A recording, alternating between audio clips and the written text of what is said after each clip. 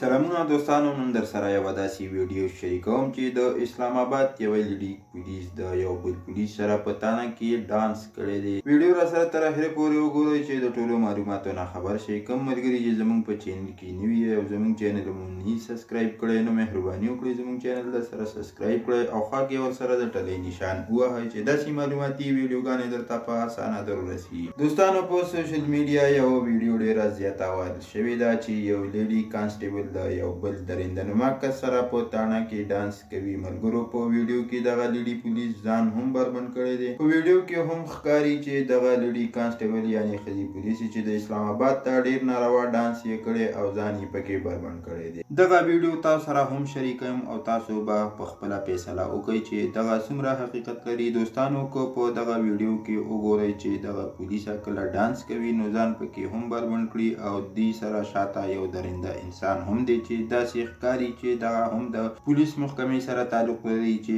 دوی په تاڼه کې دننه دغسې غلط ډانس کړی دی او د ځان نه یې ویډیو هم جوړه کړې ده او بیا یې په سوشل میډیا وایرل کړې ده. دوی ته ښکاري چې موږ ډېر ښه کار کړی دی او یقینا دا ډېر د شرم مقام دی او حکومت له پکار دی چې د دې خلاف ایکشن واخلي او دا دواړه ونیسي او د نوکرۍ نه یې لرې کړي. ځکه چې پولیس ډېره ښه محکمه ده او ډېر ښه کسان پکې هم شته او پولیس د دې قوم او د دې ملک محافظان دي او بیا پکې څو داسې کسان را پیدا شي چې نه د خپل عزت خیال ساتي او نه د خپل ملک ورسره فکر وي، خو بس خپله عیشي کوي او د داسې خلکو په وجه ټوله محکمه او ملک بدنام شي. په پولیس کې ډېر داسې خلک دي چې په رشوت خپلې خېټې مړوي او د ښځو سره داسې کار کوي او یقینا د هغې نه د دې قوم یو بچی هم نشي بچ کیدی. د دې ویډیو د ډانس په دوران کې دغې جینۍ د خپل شرط د ایستلو کوشش هم کړی دی او ځان یې تر څه حده پورې بربنډ کړی. دوستانو، دا و د نن ورځ خبر چې در سره مو شریک کړو. که ویډیو مو خوښه شوي لایک شیر کړئ، چینل در سره ضرور سبسکرایب کړئ.